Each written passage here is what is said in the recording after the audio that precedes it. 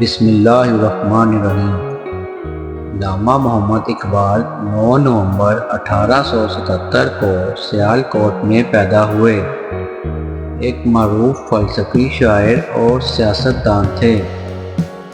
انہیں اردو ادب کی اہم ترین شخصیات میں شمار کیا جاتا ہے اور وہ بھارت کی آزادی کی تحریک کے اہم مدعی ہیں۔ اقبال ایک کشمیری خاندان سے تعلق رکھتے تھے اور اپنی ابتدائی تعلیم سیالکوٹ میں حاصل کی۔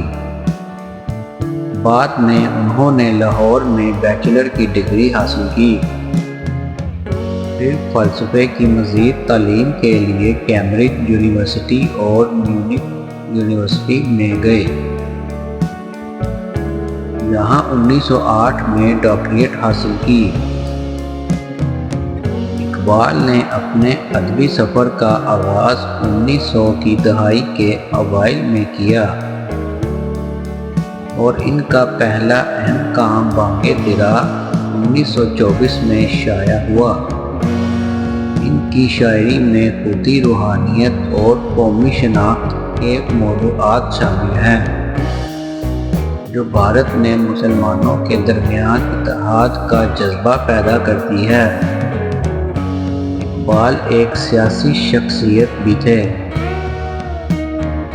1930 میں انہوں نے الہ آباد میں ایک مشہور تقریر کی، جس میں مسلمانوں کے حقوق کی وکالت کی اور ایک الگ وطن کا تصور پیش کیا، جو پاکستان کی بنیاد کے طور پر سمجھا جاتا ہے۔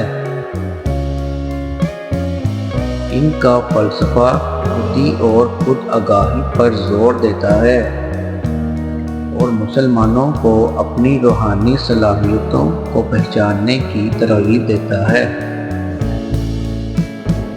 اقبال کے خیالات نے پاکستان تحریک اور محمد علی جناح جیسے رہنماؤں کو متاثر کیا۔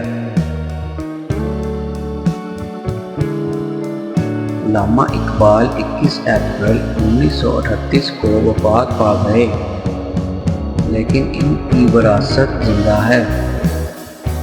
انہیں روحانی والد کے طور پر جانا جاتا ہے اور ہر سال 9 نومبر کو اقبال ڈے منایا جاتا ہے۔ ان کا اتحاد کا نظریہ آج بھی متعلقہ ہے، جس نے انہیں جنوبی ایشیا کی تاریخ میں ایک مستقل شخصیت بنا دیا۔